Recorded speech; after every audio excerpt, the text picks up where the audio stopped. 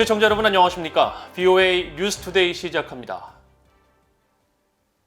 미국 조 바이든 대통령과 일본의 스가 요시히데 총리가 워싱턴에서 정상회담을 가졌습니다. 두 정상은 북한 문제와 중국 문제 등을 주요 의제로 논의했는데 특히 북한에 대해서는 완전하고 검증 가능하며 되돌릴 수 없는 북한의 비핵화, 즉 CVID에 대한 의지를 강조했습니다. 함지하 기자가 보도합니다. 바이든 행정부 출범 이후 첫 대면 방식으로 열린 미일 정상회담. 양국 정상은 북한 문제를 포함한 여러 사안들을 논의했습니다. 조 바이든 대통령은 단독 확대 정상회담 후 열린 공동 기자회견에서 두 정상은 공동 안보에 대한 철통 같은 의지를 확인했으며 중국 문제와 북한 문제를 논의했다고 밝혔습니다. We committed to working together to take on the challenges from China and on issues like the East China Sea, the South China Sea, as well as North Korea, to ensure a future of a free and open Indo-Pacific. 바이든 대통령은 이어 인권을 포함한 양국의 공동 가치와 민주주의에 대한 보호를 강조했습니다. We're committed to defending and advancing our shared values, including human rights and the rule of law. We're going to work together to prove that democracies can still compete and win in the 21st century. 스가 요시히데 총리는 두 정상이 다룬 좀 더 구체적인 북한 문제를 소개했습니다. 특히 북한의 대량 살상 무기와 탄도미사일 문제를 거론하면서 완전하고 검증 가능하며 되돌릴 수 없는 북한 비핵화, 즉 CVID를 강조했습니다. 北朝鮮については、すべての大量破壊兵器、およびあらゆる射程の弾道ミサイルの CVID へのコミットメント、そして北朝鮮に対して、国連安保理決議の下での義務に従うことを強く求めることで一致をいたしました。 스가 총리는 또 두 정상은 일본인 납북자 문제가 중대한 인권 문제라는 점과 두 나라가 북한의 즉각적인 해결을 위해 협력할 것이라는 점을 재확인했다고 밝혔습니다. 또 북한에 대응하고 인도태평양의 평화와 번영을 위해 두 정상이 한국을 포함한 3국 협력이 오늘만큼 중요한 적이 없었다는 점을 인식했다면서 이런 협력을 증진하기로 합의했다고 덧붙였습니다. 앞서 백악관은 정례 브리핑을 통해 다음 달 하순 한국의 문재인 대통령이 워싱턴을 방문해 미한 정상회담을 갖는 것과 관련한 의미를 밝혔습니다. 젠 사키 대변인은 정례 브리핑에서 바이든 대통령이 스가 총리에 이어 문재인 대통령을 맞이하는 데 대해 강력한 메시지를 보내는 것이라고 평가하고 일본과 한국 두 정상과의 만남은 영내 관계와 안정성, 안보, 경제적 파트너십이 백악관에 얼마나 필수적이고 중요한지에 대한 메시지를 보낸다고 말했습니다. VOA 뉴스 함지하입니다. 미국 의회가 한국의 대북전단 금지법 관련 청문회를 개최한 것과 관련해 인권 전문가들은 미국인들이 표현의 자유를 얼마나 중시하는지를 단적으로 보여주는 사례라고 지적했습니다. 유엔과 미국 정부는 표현의 자유가 누구에게도 양도할 수 없는 인간의 기본적 권리이자 민주주의의 주춧돌이라고 강조하고 있습니다. 김영권 기자가 보도합니다. 미국 의회의 톰 랜터스 인권위원회는 15일 청문회를 열면서 한국의 시민적 정치적 권리 등 한반도의 표현의 자유를 검토하는 게 목적이라고 밝혔습니다. 미국 정치권이 청문회 등을 통해 자유와 민주주의 가치를 공유하는 동맹국의 인권 문제를 정면으로 다루는 건 매우 드문 일입니다.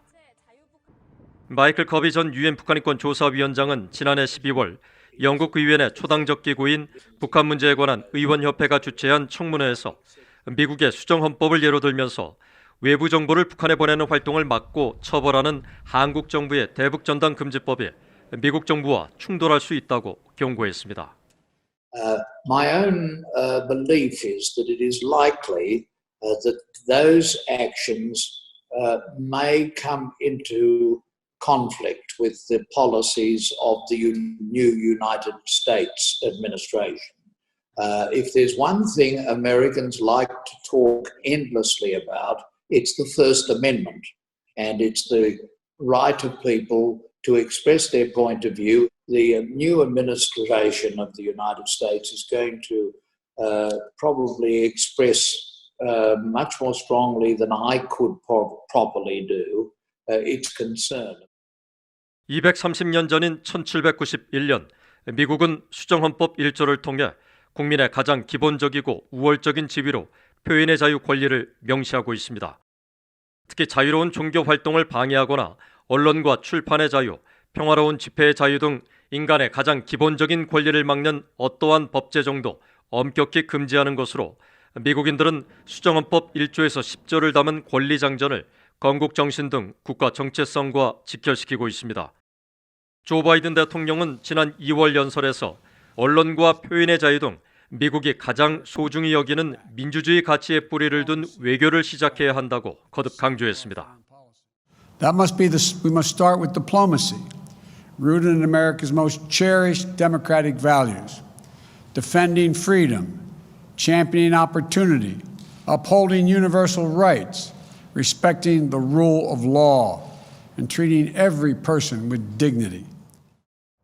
국무부는 지난달 발표한 연례 국가별 인권 보고서 중 한국 부분에서 한국 정부가 표현과 발언의 자유를 제한하는 예로 대북전단 금지법 논란을 가장 먼저 자세히 지적했습니다. 특히 대북정보 유입과 표현의 자유를 막는 대북전단 금지법에 대해 한국 내 인권활동가들과 야당은 물론 반기문 전 유엔 사무총장까지 시정을 촉구했다며 우려를 나타냈습니다.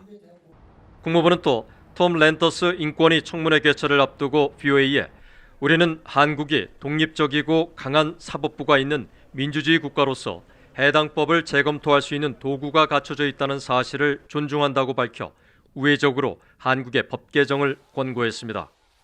그러면서 자유로운 정보 유입을 촉진해야 한다며 북한 주민들이 북한 정권의 통제가 아니라 사실에 기반한 정보에 접근하는 게 매우 중요하다고 강조했습니다. VOA 뉴스 김영권입니다. 미국 의회 내 초당적 기구인 톰 렌토스 인권위원회가 한국의 대북전단 금지법에 대한 청문회를 열고 표현의 자유 보장을 강조한 가운데 한국 내 북한 인권단체들이 대북전단 금지법 폐지 운동에 박차를 가할 것이라고 밝혔습니다. 한국 정부와 여당이 주도한 대북전단 금지법이 표현의 자유를 침해한다며 헌법 소원 제기를 주도한 한반도 인권과 통일을 위한 변호사 모임 한변의 김태훈 회장은 16일 VOA에 이번 미국 의회의 청문회는 대북전단 금지법에 대한 국제사회에 큰 우려를 알리는 계기가 됐다면서 법 개정이나 폐지 운동에 박차를 가하겠다고 밝혔습니다. 북한 전문가인 박원곤 이화여대 북한학과 교수도 VOA에 이번 청문회가 문제제기 수준을 넘어 법 개정을 요구하는 목소리가 컸다는 점에 주목해야 한다며 국무부도 해당 법의 재검토가 필요하다는 입장을 시사한 것으로 볼 때 앞으로 논란이 계속 이어질 가능성이 크다고 진단했습니다. 미국 하버드대 공공정책대학원인 케네디 스쿨에서 국제 문제를 다루는 벨퍼 센터와 카르 인권정책센터가 오는 20일 전문직에 종사하는 탈북 청년 7명을 초청해 혁신적인 북한 인권 개선 방안을 모색하는 화상 토론회를 개최한다고 밝혔습니다. 이 행사를 기획한 벨퍼 센터의 백지은 연구원은 16일 VOA에 대부분의 사람들이 국제적인 캠페인을 통해 북한 내 열악한 인권 상황을 알고 있다며 이제 국제시민사회가 실질적으로 북한의 자유와 인권 증진을 위해 어떤 투자를 할 수 있는지를 찾는 데 행사 목적이 있다고 설명했습니다. 이어 북한의 참혹한 인권 상황에 눈물을 흘리고 감정이 동요되며 도덕적 의무감을 강조하는 기존의 북한 인권 이미지를 벗어나 북한과 국제사회를 모두 경험한 전문직 탈북 청년들이 국제시민사회 개선 방안을 제시할 예정이라면서 미국 컬럼비아대 대학원 졸업 후 인권운동가로 활동 중인 이성민 씨 등 미국 내 탈북민 5명과 최근 영국 지방선거에 출마한 티머시 조 씨 등 해외 전문직 탈북 청년들이 토론자로 나선다고 말했습니다. 유럽연합 EU와 북한과의 무역이 지난해 크게 감소한 것으로 나타났습니다. 유럽연합의 집행기구인 유럽위원회는 최근 EU 회원국들과 북한의 지난해 수출입 통계 추이를 갱신해 발표했는데 이 통계에 따르면 지난해 북한으로부터의 수입 규모는 약 119만 달러였고 수출 규모는 약 238만 달러였습니다. 이는 전년도에 비해 수입 부문에서 연평균 35.7%, 수출 부문에서는 54.7%가 감소한 것으로 대북무역은 북한의 3차 핵실험 강행 이듬해인 지난 2014년 이래 매년 20에서 50%의 감소세를 기록해왔습니다. 수출입 세부 항목을 살펴보면 이유는 지난해 표준 국제무역 분류 기준으로 화학 제품 항목에서 119만 달러어치를 북한에 수출했으며 북한도 같은 항목에서 118만 달러어치를 EU에 수출한 것으로 나타났습니다. 북한 주민들은 외부 세계에 대한 큰 궁금증을 갖고 있으며 젊은 여성들은 직업을 갖고 사회적으로 성공하는 현대 여성을 동경하고 있다고 북한에 거주했던 영국 외교관의 가족이 밝혔습니다. 영국 외교관의 부인으로 지난 2017년부터 2019년까지 평양에 거주했던 린지 밀러 씨는 다음 달 북한 그 어느 곳과 같지 않은 곳이라는 제목의 평양 체류기 출간에 앞서 16일 VOA와의 인터뷰에서 이같이 밝혔습니다. 밀러 씨는 북한에 대해 지금까지 거주한 여러 나라와 비교할 수조차 없는 곳이며 외국인으로 살면서도 감시와 통제를 받았다면서 북한에서의 삶을 통해 믿음을 바탕으로 인간관계를 형성할 수 있는 환경에 살고 있는 것이 얼마나 감사한 것인지 많은 것을 깨닫게 됐다고 소개했습니다.